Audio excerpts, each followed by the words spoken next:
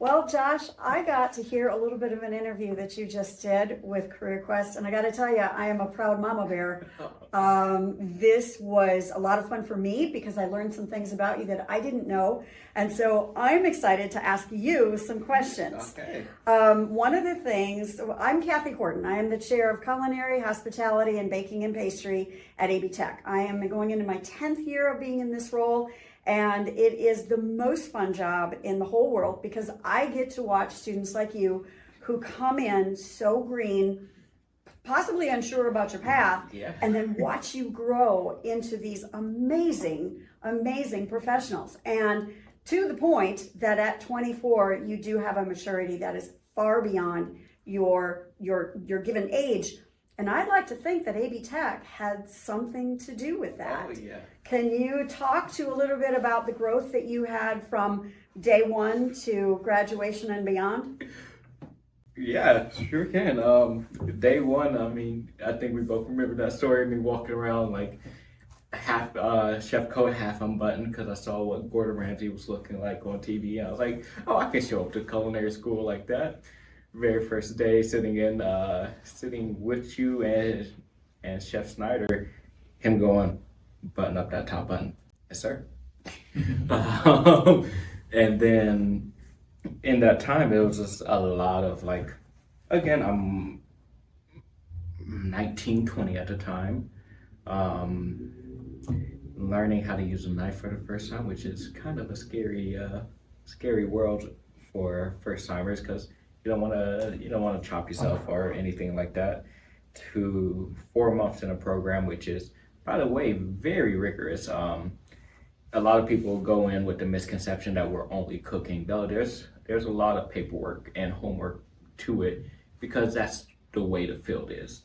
It is cooking, yes, cooking the mass majority, but when you get to leadership and upper leadership point, it's the paperwork aspect. So in that time frame, everything is almost a training moment for me. So learning how to really make sure I stick to my due dates and actually turn my stuff in on time because I like to procrastinate, to be very honest. I do have ADHD, so procrastination is not even a second guess no more. It is hey, we can knock this out in a stressful 45 minutes rather than think it out for 2 or 3 weeks. But they pull that out of you because when you first year, I don't really advise to do it, but you can kind of procrastinate. Second year, there's no procrastination. Like you have to be 2, 3, 4, 5 weeks in advance because at this point you're now thinking about your graduation project. You're having to plan out what you want on there, what you want your menu to look like, how you want your service to feel, what silverware, what food specifically do you want on the plate. And the entire time you're like, okay, I have to think about this. I have to be pretty well and spot on to everything that's going on because they line up your entire year for you at the beginning of that semester and say, hey, this is what we're working on. These are your due dates. This is your time frame. Please don't miss this opportunity.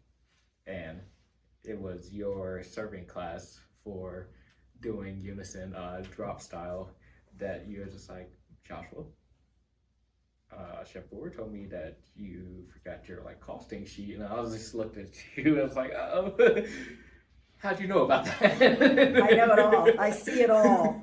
That kind of leads to the next thing. Did you feel, and I know there were days that were really tough because it is a tough program. It is. You don't get to the caliber of excellence that we are without it being rigorous. But did you feel supported by your instructors? Oh yeah.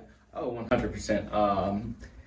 Instructors, if I emailed them, were very quick on the response. If I talked to them, they would literally drop everything they were doing and make you the priority of it. So the support was there.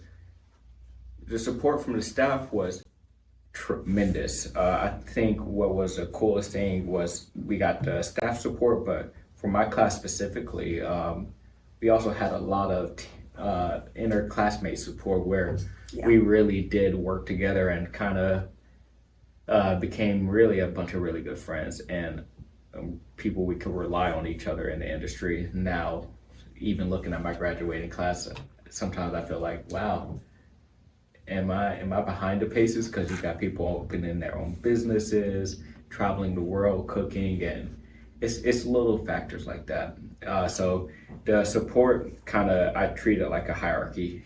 You go to the chef, they don't give you it, and they won't tell you the answers, but they will help guide you to the correct way. And then it kind of trickles down to your classmates, where then your classmates are going like, well, they told me that this was a method that they would advise on doing. Well, the video said to do it this way. Well, Chef Brewer also said that there were some modifications that weren't in the video. It's like, okay, then it would be on yourself. This is where you have to be a huge self-motivator to take all that knowledge that you gain and put it into action. Was there times where you thought you made the best decision and it kind of Flopped? Yeah. I can think of my second year. I had a pork dish that was so dry that Chef Brewer looked at me and said, "What happened?" And I was like, "I did what you said in the video. I have all these notes," and he's looking at the notes and he's like, "Hey Joshua, I see where you messed up." And I was like, "Where?" He was like, "Look at your directions for step 3. So I look at the directions and I realized I had the oven temp 50 degrees too high at the time. And I was like, He was like, "It's okay. We don't have any more pork." I was like, "Okay. But we do have some beef scrap from the butchery class. So we're going to use that. We're going to make a menu modification and you will do it right this time." I'm like, "Well, how am I going to do it right this time? And I'm an hour and a half from dinner service." He was like, "You can figure it out." He was like, "I trust you." He was like, "Speaking of, you're also the team captain of the hot foods team at this time. So I know you can figure it out, use your resources." So looked around and was like, "Oh, where's our pressure cooker?" Found that thing and had everything out on time. All my plates were up and we talked about it after, but it was one of those little quick learning moments in the moment. So when I think about that story, I do think about who really thrives in this industry. Would you agree that the people that thrive in this industry are able to turn on a dime? Oh, yeah. What you said, pivot earlier. Oh yeah, pivot. Every day's a different day. Every plate, every interaction. Every moment is a pivotal moment because really we operate on pivot a lot, and Yes. a person who thrives and goes really far can pivot. They're level-headed even when flops happen, when everything hits the fan, and in the moment they're not just isolating themselves, but they're relying on the combined knowledge of their team to kind of bring forth a really good idea. So those are 4 keys to really thriving in this industry. So let me ask you one other question, because I find it really interesting. I have a lot of parents that talk to me and say, my son or daughter was really floundering, and then they came into your program and they kind of, what I call, found their tribe. Mm-hmm. Would you say that culinary people and restaurant people are a different breed of cat? Oh yeah. Okay. So where you got most people being Siamese or black cat or gray cat, they're kind of relaxed, they're cool. You got culinary people, and we're the orange cat of the group. We just do whatever, we say whatever. And honestly, it's never meant to be taken in the wrong way. It's just the way that we operate. If you're floundering and kind of just hitting your head on a wall, I will say culinary is like the military. It is a very disciplined action where you're very timed out. You have to be very meticulous, especially on who you have as a chef. Because you'll have some chefs that are like, "Oh, well, that didn't look the way I wanted it to look, but that's fine, we can make it use."